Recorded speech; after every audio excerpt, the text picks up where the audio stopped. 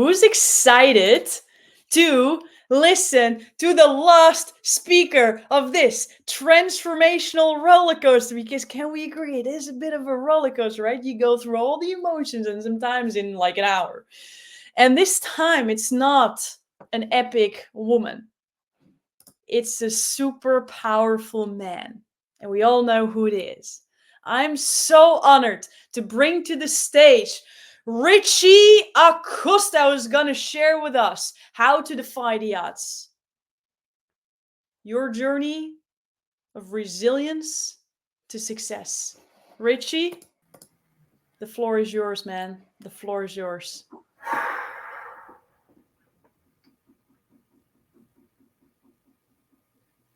May 3rd, 2001. The unimaginable happened. See, that was the first night that in 4 years of high school, me and my sister both slept out of our home. I slept at my girlfriend's house that night. That morning, as I'm driving into school, I pick up the phone, I call my mom. No response. She doesn't pick up. 6:30 in the morning, she's up. It's a bit weird. Why isn't she answering the phone? Didn't pay much attention. I kept going. I drive. I get to school. Park my car. Go into homeroom. Then first period. Mr. Eisenberg's class. Art. As I sit down in the chair, my phone starts vibrating within a minute. Starts vibrating. I'm like, who's calling me? I look at the phone. I pick up. It's my sister. Richie! Richie! Richie, come home! Come home, Richie! I jumped out of my desk immediately. I run out of my class. Eisenberg comes after me, starts screaming, Richie, Richie, come back! I get in my car, I drive as fast as I can. I go home. And as I enter through the side door, right next to the garage, I open the door. I see my aunt. I see my maid. I see my father's cousin. And right in front of me standing is my sister, standing in the kitchen. I run to her. I give her a hug as tight as I can. She said, Richie, they took mom and dad. They took mom and dad.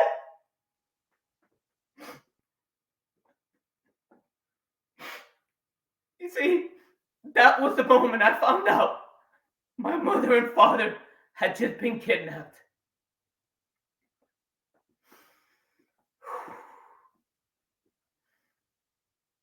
I know some of you right now must be mind blown. Must be like, what the fuck? Is this a movie? What am I watching right now? Others of you might be thinking like, shit, that's a super sad story. You might want to come up to the stage and give me a hug. But you're like, what the fuck does this have to do with my business? And how am I going to make more money? Well, if you allow me, the next 15 minutes, I'm about to share with you 3 valuable lessons that I had the beautiful opportunity in my 19 years to have my mother and father alive that my father taught me at the young age of 7. And these lessons that he taught me at 7 years old, see, it took me from losing over 100 plus competition in martial arts to becoming a junior Olympic champion. And those same lessons are the same lessons I applied in my life over the next 23 years that helped me make millions of dollars. So if it's okay with you, wave your hands and just let me know that it's okay to continue the story. Thank you. See, right after that kidnapping happened, it was chaotic. Handful of days after, we get a phone call. They said, put the children on the phone. Pick up the phone, talking in Spanish, if the person that took them said, your father committed some international crimes and he's going to be judged for his crimes. But I got a message from your mother and father. Your mother's message is to trust in God. And your father's message is with the little money you have, don't trust anyone. That same night, one of my father's friends comes up to me and talks to me outside of my backyard, pulls me outside, says, Richie, ven aquí, mi niño, te quiero decir algo. Es bien triste lo que estás pasando, pero es tiempo que crezca y te hagas hombrecito. Lo poco que tienes, si solamente sacas de un clavo, lo vas a perder. Translation, very sad what you're going through right now, but you got to grow up and become a man. And the little money you have If you take, you're going to lose it all. See, at that moment right there, without even knowing it, subconsciously, I adopted a belief out of fear. Let me ask you, how many of you, by just a show of hands, have had real fear? Real fear about making a decision. Indecision, like, do I move from this career to that career? Do I quit my corporate job and go and become and open up a business? Or do I quit what I'm doing and go and, which direction do I go? I don't know. Or it might look like, if you already have a business and it's like, whoa, there's a disrupting technology coming into the industry. I don't know how to adapt with it. Which direction do I take? Do I embrace it? Do I go against it? But you have real fear, not knowing what to do. Shit, I could relate. See, for me, real fear came right after that conversation. I was a 19-year-old boy. And now, my mom and dad, my two primary caregivers, were ripped out of my life. Had no idea how to provide for myself, never worked a day in my life, and I have a little bit of money that some man told me if I don't do something with it, shit, I'm going to be out in the streets. Well, first person I trusted, I threw myself at real estate. We built a luxury home together. I get screwed out of the deal and I lose money. Second person I trusted, I thought, with my mentor when I was a little kid, the one skill that I'm good at, martial arts, done it since I'm 3 years old. I went to my previous teacher, opened up 3 schools with him. Again, I trusted someone. I got screwed out of the deal. I lost a lot of money. And then lastly, someone brings me an idea and it's like, hey, put some money into this software company. It's going public. It's going public in 6 months. You get a bunch of shares, and when it goes public, you'll be able to cash out. Cool. No idea what the fuck I was doing. I trusted this person that brought me the investment. I went in. I put money. Guess what? I lost. Within that first year, I lost roughly $1 million. I'm going to repeat that again because most people don't even make this shit in a lifetime. I lost $1 million in 1 year. Talk about fear. Real fear. Knowing like, what the fuck am I doing? What this guy told me, I'm going to end up in the street by myself. How do I stand on my own 2 feet? How do I provide for myself? How do I provide for my sister and take care of her? Shit, I was scared. I was really, really scared. See, but you're going to want to take out a pen and paper right now because I'm about to share with you lesson number 1 that my father taught me at the age of 7. I just finished another tournament. I got disqualified, walking out, shoulders like this, kind of shrug, little boy. He gets down on one knee and he looks at me straight in the eyes and he's like, Richie, my son, let me ask you something. Are you tired of losing? I'm like, of course, Dad. With every part of my being, I'm tired of losing. At that moment, he looks at me straight in the eyes and he's like, then I need you to think, I need you to feel, and I need you to be a champion. Again, I'm going to repeat that. I need you to think, I need you to feel, and I need you to be a champion. I'm like, think, feel, be? Yes.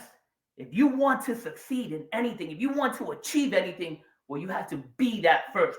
Whatever you're trying to achieve, you got to be it. See, when we fast forward, and I'm now an adult, and I lost $1 million, and I'm trying to create a path for myself, I was fucking scared. Yes. But when I sat down and quiet, and when I got back to myself, and I could hear my dad's voice in my head telling me, you got to think it, you got to obsess over it, you got to breathe it, you got to feel it, you got to be it. So to me, I was like, shit, I got to be successful before I am successful. I got to walk around like I have $1 million, not like I just lost $1 million. And when I began to do that, guess what? Opportunities began to present themselves. One of my friends brings me, hey, here's a pre-construction. We just bought 2 houses. Oh, I went in. I put 25 contracts down on pre-construction. In 1 year, I flipped 25 contracts from the groundbreaking pre-construction. I made almost $500,000 in that one deal.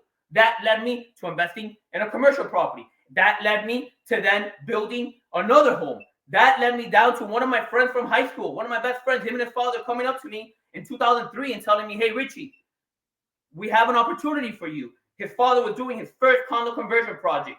That's getting apartment rentals, converting them to condominiums. I invested $250,000 and turned that in 10 months to $600,000. Again, I put $250, I made 600,000 in 10 months.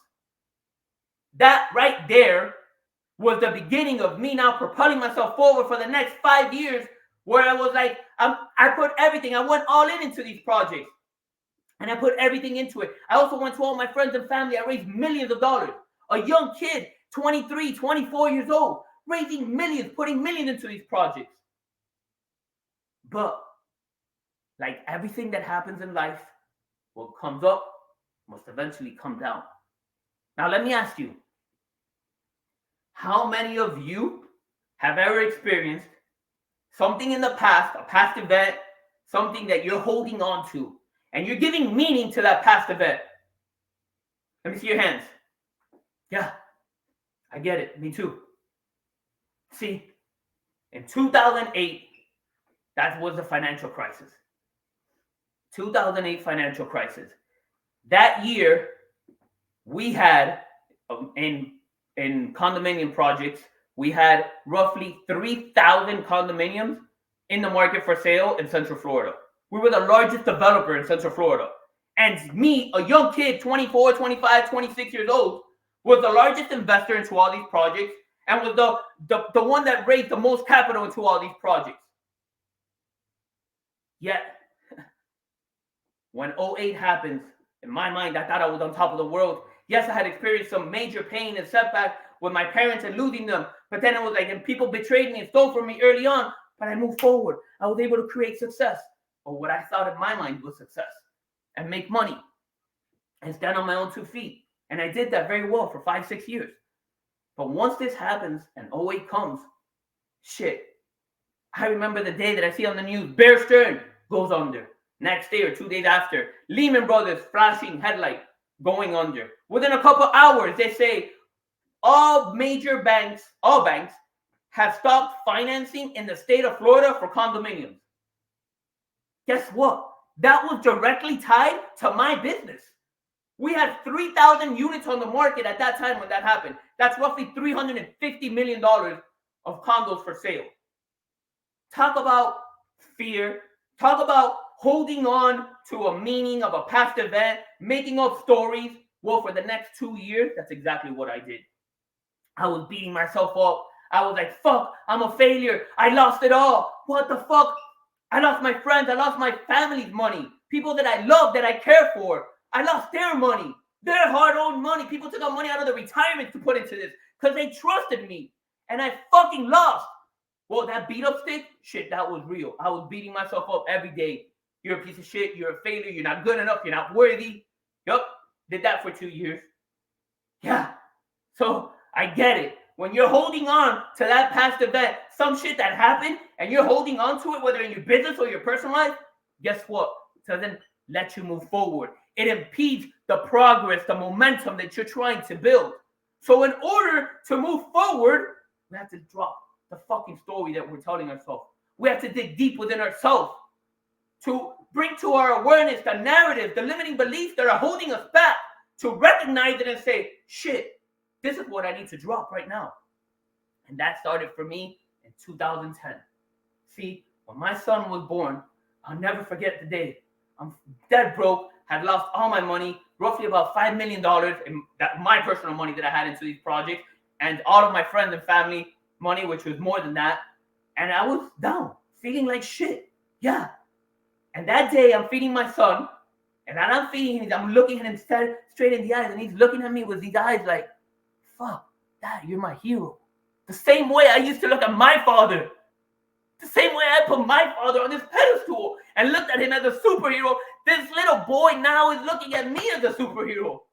That was the moment that I walked into a bathroom and I look at myself in the mirror and I'm like, Richie, right now, the victim is over. We're not playing the fucking victim card anymore. I'm not going to continue with the little story and the violin that I've been fucking repeating in my head, telling myself, I'm not good enough, I'm a failure, I'm unworthy, because I was attaching meaning to a past event. No. And you're going to want to take out a pen and paper again and write this down, because I'm about to get to lesson number 2. Lesson number 2 of my father. That day in that tournament that I'm shoulder shrug and I'm like this walking out, you know, and he gets down on one knee and he asks me if I'm tired of losing. I'm like, of course, Dad. And then he tells me, you got to think, you got to be it, you got to feel it. Well, the second part to that is like, he goes to me, Richie, you gotta see it. If you want to be a champion, then you got to see yourself wearing that gold medal around your neck. You got to see yourself holding that trophy. You got to see yourself in the ring winning every match. So at that moment, I'm like, fuck, I got to visualize. I've been focusing for 2 years on my problem. I've been giving meaning to this event that happened to me that, by the way, 99.9999 of every fucking developer across the United States got crushed during the 2008 financial crisis. It wasn't just us. And I was making it about me. No, the fucking market changed. Everybody was over leveraged. Okay. I didn't understand risk yet at that time. Okay. Well, it was a fucking expensive lesson to learn. But that, I wasn't able to shift my mindset until I began to reframe it. See, for the past 10 years prior to that, I had already started working on myself through therapy, personal development, and thankfully I had some tools to be able to reframe. And I would ask myself, does this belief that I make about this event, does it serve me? And then the answer is no, it doesn't serve me. Okay, so what's the meaning that I've attached around this? Whatever the meaning is, it doesn't serve me. Okay, so what is it that I need to believe so that it does serve me and I can move forward? And see, when I began to reframe my thoughts in my head, then the second part came in, which was my dad's lesson. I began to visualize. I began to see myself in a different future. I began to be able to dream again. Because now, yes, I was dead broke. Yes, I was on the ground. I was at zero. But in my mind, I'm painting a picture. I'm dreaming. And see, for me, the more questions I would ask myself, I'm like, Rich, if I go back 10 years prior and mom and dad are still here, and I'm like every other one of my friends in school, and I would have gone to college, what would I have studied? What did I like? I always liked finance. I remember as a young kid with my father watching the movie of Wall Street, the original one with Michael Douglas, and me telling my dad, I'm like, fuck, that's a cool job, Dad. I want to do that one day. I remember before the kidnapping happened, that December of 2000, I go to New York with my mom to look at schools. Yet because things happened to me in my life, I had let that go. And now I'm 28 at the time, more or less. I decide to dream. I decide to visualize. And when I did that, now I was able to see, okay, well, if I go back and I go to school, what would I do? Well, I want to go get into Wall Street. If I want to get into Wall Street, where do I go? New York. It's the capital of finance, right? So what school do I go to? NYU. And I graduated at NYU with a degree in economics. And second year there, I broke into Wall Street. And I got a job in one of the most respectable broker shops on the street. And I worked there for 10 years. And it was an amazing experience.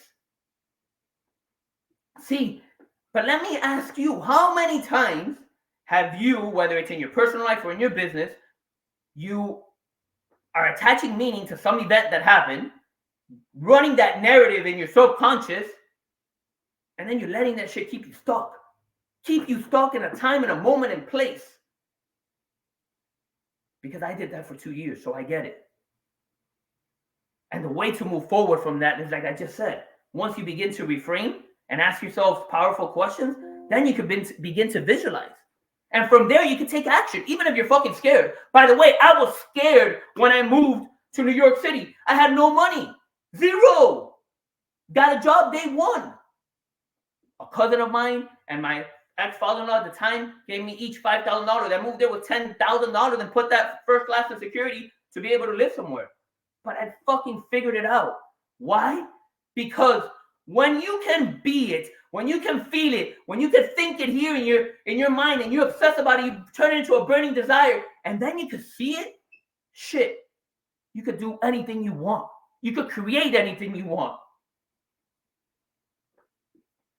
Before I get to the third lesson that my father taught me, I just want to ask you guys here in the room, how many of you, if you could relate, raise your hand and wave at me and just let me know, how many of you can relate with self-sabotaging?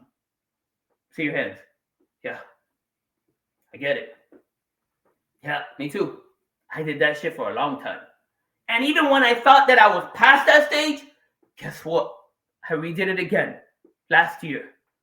See, I know some of you might be saying, hey, I thought you were going to tie it into my income and my business. I am. And it is. And these lessons that I'm talking about can be directly applied to your business. And yes, I have a self-sabotaging story that I could use to business. But I actually want to use a different story right now, if you allow me. See, last year, 2023, beginning of last year, actually, sorry, I'm going to rewind a little bit. Right after COVID, I decided to quit my corporate job because there was always that entrepreneurial spirit in me that's like, hey, you know, I don't like being somewhere where my ceiling is capped. I want unlimited potential, create whatever it is that I want. So I quit and I ended up going to this tech company. And talking about self-sabotaging, see, self-sabotaging in your business could look like avoidance, not doing the tasks that you want to do. It could look like having to be in control of every part of the decision process where you're creating bottlenecks, right? It could look like fear of success and you tapping yourself out at some ceiling. Those are all ways that you're self-sabotaging yourself in your business. And in your personal life, it could look the same. It could look like you're avoiding, whether it's tapping here into your heart, into your vulnerability, so that you can be present in your relationships and you blow up relationships. Shit, I know that. I've done that.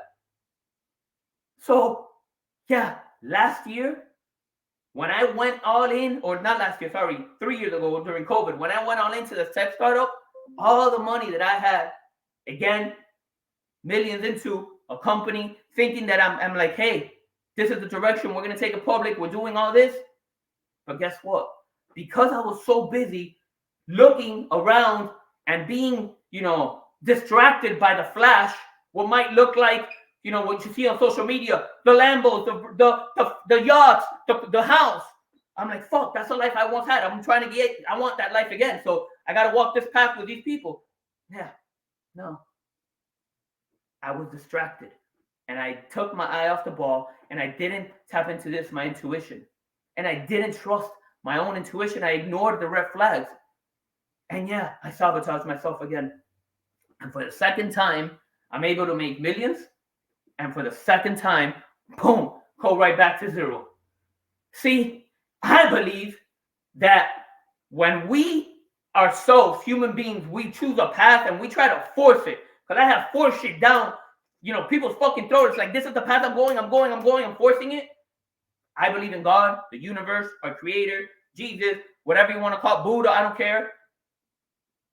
Has a funny way to tell us, like, hey, Richie, choose differently because this isn't the path for you. Choose differently. I'm going to hit the reset button. And this that you just created, you're going back to zero. Because you need to choose differently. You need to tap into this, into your heart. And you need to surrender and trust. That is lesson number 3 from my father. Lesson number 3 was surrender and trust. When I'm in that competition that he's like telling me, hey, you got to think, you got to be it, you got to feel it, you got to possess it. You just got to walk, talk, act, think like a champion, and then you got to see yourself. The third part of that is he told me that then you just got to fucking surrender. Trust that everything the work that you've been putting in, the mindset that you've been putting in, trust that it's going to lead you to the result you want. See, and I wasn't fucking trusting when I was there because a part of me knew that some shit was not right. And I was trying to jam it in and fucking force it. Well, guess what? I got hit again and said, hit the reset button, go back to zero. And last year, when I'm in my shit, when I'm going through it again for the second time, this time, instead of one child, I have 2, a teenager and a little beautiful girl, and I'm feeling like shit again, and I'm feeling it, the same feeling that I felt when I was 28, unworthy, not good enough, the fucking story, that shit's loud, man. That shit comes into your brain and it's like, fuck, I let my wife down this time. Fuck, I let my kids down again. I lost everything we had. But at that moment, I tap into the lessons I just taught you. I tap into the lessons my father taught me. And I began to dream it. I began to feel it. And I began to take one step forward in my purpose.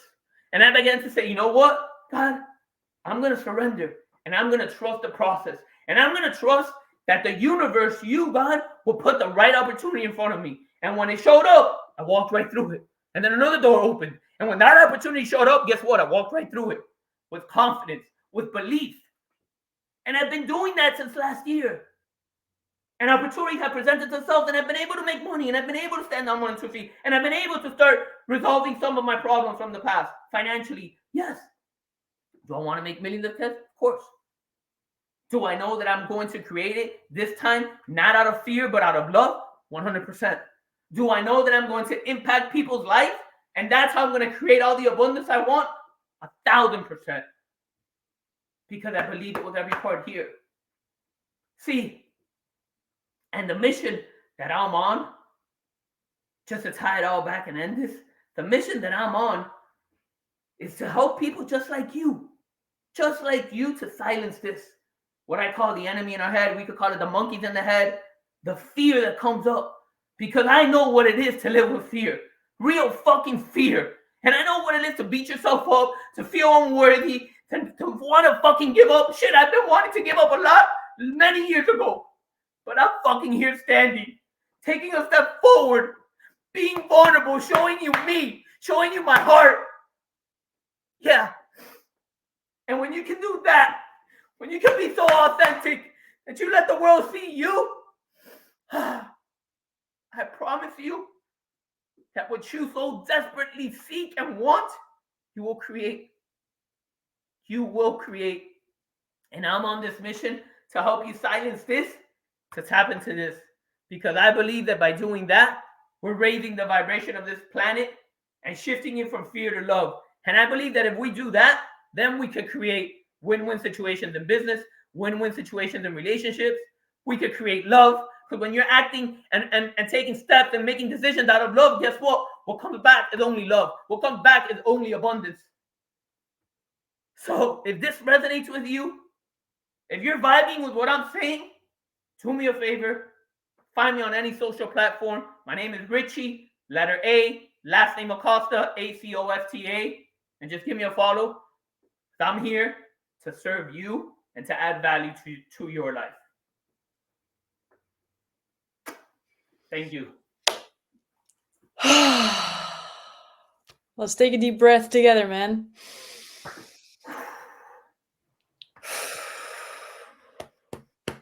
You did it. You did it. You tapped into your heart and you gave it all. Also for you, Richie, please grab your phone and record yourself in state and tell your inner child, your past self, the 7-year-old boy, kneel down to him now and share what you're feeling now, what you know about love, and share to that vision that you envision, the 10-year past Richie.